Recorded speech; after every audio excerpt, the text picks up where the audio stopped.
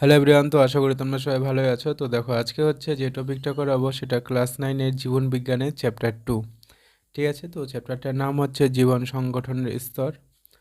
তো দেখো, যেটা প্রথম প্রশ্ন যে প্রত্যেক সজীব কোষ কী দিয়ে গঠিত, তো এটার উত্তরটা হয়ে যাচ্ছে প্রোটোপ্লাজম দিয়ে। এবার দেখো, যেটা 2 নম্বরের প্রশ্ন আছে যে একটি সরল শর্করার নাম লেখো। তো এটার অ্যান্সারটা হয়ে যাচ্ছে যে একটা সরল শর্করা হচ্ছে গ্লুকোজ। গ্লুকোজের সংকেতটা যদি আমরা দেখি, এটা হয়ে যাচ্ছে, দেখো কী কী থাকছে, সিএইচও মানে সি দিয়ে কার্বন, এইচ দিয়ে হাইড্রোজেন, ও দিয়ে অক্সিজেন। সি কটা থাকছে 6টা, এইচ কটা থাকছে 12টা, ও থাকছে 6টা অণু। ঠিক আছে, তো এটা হলো সরল শর্করা হচ্ছে গ্লুকোজের সংকেত। এবার দেখো, যেটা 3 নম্বরের প্রশ্ন আছে যে প্রোটিনের গঠনগত একককে কী বলে। এটার উত্তরটা হয়ে যাচ্ছে যে অ্যামাইনো অ্যাসিড। প্রোটিনের যেটা গঠনগত একক সেটা হচ্ছে অ্যামাইনো অ্যাসিড। এবার দেখো, যেটা 4 নম্বরের প্রশ্ন, কোন অ্যামাইনো অ্যাসিড ত্বকের মেলানিন রঞ্জক তৈরি করে। মানে আমাদের ত্বকের যেটা মেলানিন রঞ্জক আছে সেটা হচ্ছে যার জন্য আর কি দেহের চামড়ার রং কালো হয়। যে কালো বর্ণটা আছে সেটাই তো মেলানিন, তাই না? আমরা জানি কিংবা আগেও পড়েছি। তো কোন অ্যামাইনো অ্যাসিড ত্বকের মেলানিন রঞ্জকটা তৈরি করতে সাহায্য করে। এটার উত্তরটা হয়ে যাচ্ছে, দেখো, যে টাইরোসিন অ্যামাইনো অ্যাসিড। একটু মনে রাখবে, নামগুলো এরকমই হবে জীবন বিজ্ঞানের, একটু কঠিন কঠিন টাইপের। Tyrosine amino acid. এবার দেখো, যেটা 5 নম্বরের প্রশ্ন যে নিউক্লিক অ্যাসিডের গঠনগত ও কার্যগত এককে কী বলা হয়। যেটা নিউক্লিক অ্যাসিড আছে, মানে ডিএনএ আর আরএনএ, নিউক্লিক অ্যাসিড দুটো, এদের মধ্যে যেটা গঠনগত ও কার্যগত একক সেটা হয়ে হচ্ছে নিউক্লিওটাইড। এবারে দেখো, যেটা 6 নম্বরের প্রশ্ন যে ডিএনএ ও আরএনএর মধ্যে পার্থক্য লেখো। তো আমরা তো জানি যে ডিএনএ আর আরএনএর অনেক কিছু পার্থক্য আছে, তো কয়েকটা নাম আর কি পরীক্ষার সময় আবার কখনো কখনো আসে যে ডিএনএর পুরো নাম কি আর আরএনএর পুরো নাম কি। তো পার্থক্যের বিষয়ের মধ্যে একটা হচ্ছে, দেখো, পুরো নাম হচ্ছে লেখা আছে যে D oxyribo nucleic acid, D দিয়ে ডি অক্সিরাইবো, এন দিয়ে নিউক্লিক, এ দিয়ে অ্যাসিড। আর আরএনএ, আরএনএর হচ্ছে পুরো নামটা, দেখো, আর দিয়ে কি হয়ে যাবে রাইবো, এন দিয়ে নিউক্লিক, এ দিয়ে অ্যাসিড। এন দিয়ে নিউক্লিক, এ দিয়ে অ্যাসিড, এন দিয়ে নিউক্লিক, এ দিয়ে অ্যাসিড। মানে শুধু পার্থক্য হয়ে আছে ডিএনএ আর আরএনএ, মানে ডি আর আর, ডি দিয়ে ডি অক্সিরাইবো, আর দিয়ে রাইবো, এখানে মনে রাখতে হবে। এবার দেখো, যেটা মোস্ট ইম্পর্টেন্ট যে nitrogen base. DNA nitrogen base হচ্ছে দুটা, মানে চারটা, এক কথায় টোটাল চারটা। একটা হচ্ছে পিউরিন বেস আর একটা হচ্ছে পিরিমিডিন বেস। তো পিউরিন বেসে কি থাকে, দেখো, অ্যাডেনিন আর গুয়ানিন। আর আরএনএ যেটা আছে, পিউরিন বেসে অ্যাডেনিন আর গুয়ানিন সেম সেম। ঠিক আছে, পিউরিন বেস সমান সমান মানে সেম সেম। এবার পিরিমিডিন বেসটা হচ্ছে পাল্টে যাবে। খুবই ইম্পর্টেন্ট প্রশ্ন যে ডিএনএতে নাইট্রোজেন বেস কী কী থাকে, অ্যাডেনিন, গুয়ানিন, তারপরে থাকে সাইটোসিন আর থাইমিন, এজিসিটি। আর পিরিমিডিনে কী কী থাকে, দেখো, অ্যাডেনিন, গুয়ানিন, তারপরে পিরিমিডিন বেসে হচ্ছে থাকে এখানে সাইটোসিন আর ইউরাসিল। আরএনএতে ইউরাসিল থাকে। ঠিক আছে, পার্থক্যটা বোঝা যাচ্ছে। লাস্টেরটা পার্থক্য, ডিএনএতে থাকে থাইমিন বেস আর এটাতে থাকে হচ্ছে ইউরাসিল বেস। খুবই ইম্পর্টেন্ট প্রশ্ন, এই চারটা নাম তোমরা মনে রাখবে যে ডিএনএ নাইট্রোজেন বেস কী কী আর আরএনএ নাইট্রোজেন বেস কী কী, পরীক্ষায় আসেই আসে। এবার দেখো, যেটা 7 নম্বরের প্রশ্ন, জিন কাকে বলে এবং বলার কারণটা লেখো। তো এটার উত্তরটা হয়ে যাচ্ছে যে ডিএনএকে জিন বলে। বলার কারণটা কি, দেখো, বলা আছে যে ডিএনএ জীবের বংশগত বৈশিষ্ট্যগুলি বংশ পরম্পরায় বহন করে, তাই ডিএনএকে জিন বলে। মানে ডিএনএ যে আছে এ হচ্ছে বংশগত যে বৈশিষ্ট্য আছে সেগুলা বংশ পরম্পরায় বহন করে নিয়ে যাবে, এক এক প্রজাতি থেকে আরেক প্রজাতি, এক পুরুষ থেকে পরবর্তী পুরুষ। ঠিক আছে, এরকম টাইপের, তাই ডিএনএকে কি বলা হয়, জিন। এবার দেখো, যেটা 8 নম্বরের প্রশ্ন আছে যে আরএনএ কি কাজ করে।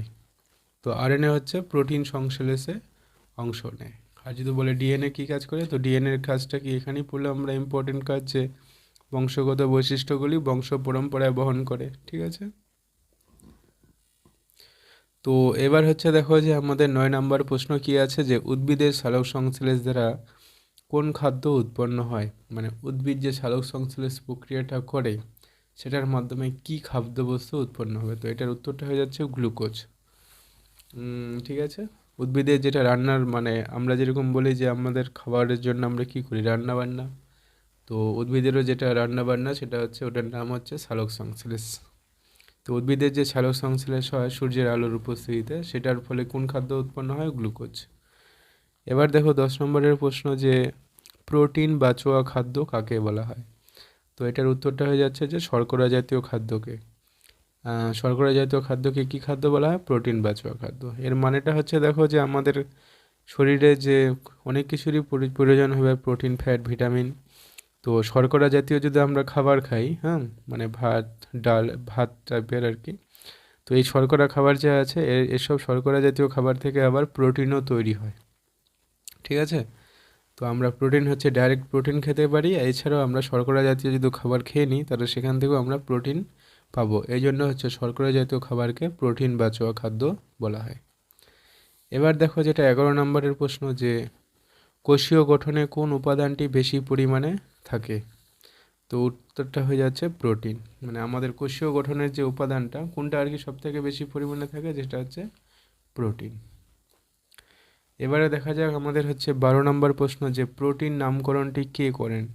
কয়েকটা বিজ্ঞানীর নাম আসে জীবন বিজ্ঞানও আমাদের, ঠিক আছে, যে তো যাই হোক, এটা হচ্ছে প্রোটিন কে নামকরণ করেছিল? তো এটা হচ্ছে ডাচ রসায়নবিদ মাল্ডার, এই হচ্ছে বিজ্ঞানীটার নাম। এবার দেখো যেটা আমাদের 13 নম্বরের প্রশ্ন যে জীবদেহে প্রোটিনের ভূমিকা লেখো। যে আমাদের প্রোটিন হচ্ছে কি কি কাজ করে বা কি কি কাজ করবে, ঠিক আছে? তো এটার উত্তরটা হয়েছে দেখো যে দেহ গঠনে সাহায্য করে। প্রোটিন আমাদের দেহটাকে পুরোপুরি হতে সাহায্য করবে, দেহের ক্ষয়পূরণ ও বৃদ্ধিতে সাহায্য করে। ক্ষয়পূরণ মানে হচ্ছে আহত স্থান থেকে সেটাকে আবার ঠিক করা, আর বৃদ্ধিতে হচ্ছে সাহায্য করবে। 3 নম্বরে দেখো লেখা আছে যে হিমোগ্লোবিন গঠনে সাহায্য করে, মানে রক্তের যে হিমোগ্লোবিন আছে সেটা গঠনে হচ্ছে প্রোটিন সাহায্য করে। অ্যান্টিবডি উৎপাদনে সাহায্য করে, ঠিক আছে? অ্যান্টিবডি আমরা হচ্ছে জীবনবিজ্ঞানের লাস্টের দিকে চ্যাপ্টারগুলোর মধ্যে পড়বো অ্যান্টিবডি। তো অ্যান্টিবডি উৎপাদনে সাহায্য করে। অ্যান্টিবডিটা কি? যে আমাদের শরীরটাকে রোগ জীবাণুর হাত থেকে যে রক্ষা করে, যেটা আর কি ক্ষমতা আছে আমাদের বডির রোগ জীবাণু যাতে না হয়, সেটাই হচ্ছে অ্যান্টিবডি। সেটাকে সাহায্য করে প্রোটিন। এরপরে দেখো যে 14 নম্বরের প্রশ্ন যে প্রথম শ্রেণীর প্রোটিনের উদাহরণ দাও। মানে প্রোটিন যে আছে, প্রোটিনের কয়েকটা আবার ভাগ করেছে, প্রথম শ্রেণীর প্রোটিন, দ্বিতীয় শ্রেণীর প্রোটিন। তো প্রথম শ্রেণীর প্রোটিন দেখো যে প্রাণীজ প্রোটিন, উদাহরণ হিসেবে মাছ, মাংস ইত্যাদি।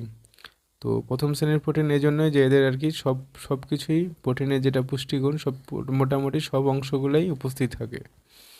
এবার যে দ্বিতীয় শ্রেণীর প্রোটিনের উদাহরণ সেটা হচ্ছে উদ্ভিজ্জ প্রোটিন, যেমন বিভিন্ন প্রকারের ডাল, আমরা যদি ডাল খাই সেখানেও আমরা উদ্ভিজ্জ প্রোটিন পেয়ে থাকি।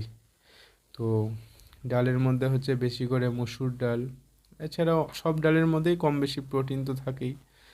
তো যাই হোক, প্রোটিনের দুটো ভাগ, প্রথম শ্রেণীর প্রোটিন এবং দ্বিতীয় শ্রেণীর প্রোটিন। দ্বিতীয় শ্রেণীর প্রোটিনে হচ্ছে মানে প্রোটিনের যেটা মেন উপাদান সেটা আর কি কম পরিমাণে থাকে, কিংবা কোনো একটা মিসিং থাকে, ঠিক আছে? এর জন্য এটাকে দ্বিতীয় শ্রেণীর প্রোটিনের মধ্যে রাখা হয়েছে। এবার দেখো যেটা 16 নম্বরের প্রশ্ন যে অ্যামাইনো অ্যাসিডগুলি পরস্পর কোন বন্ধনী দ্বারা যুক্ত থাকে? তো এটার উত্তরটা হয়ে যাচ্ছে যে পেপটাইড বন্ধনী। পেপটাইড বন্ধনীটা কীরকম হয় দেখো যে বন্ধনী CO এক বন্ধন NH, মানে অ্যামাইনো অ্যাসিডগুলো যে আছে প্রোটিনের গঠনগত এককগুলো যে অ্যামাইনো অ্যাসিড, সেগুলো হচ্ছে এরকম বন্ধনীর সঙ্গে যুক্ত থাকে, মানে এক বন্ধন CO এক বন্ধন NH, এগুলো হচ্ছে পেপটাইড বন্ধনী, ঠিক আছে? তো যাই হোক, আজকের এই ভিডিওতে এই পর্যন্তই, দেখা হচ্ছে নেক্সট ভিডিওতে।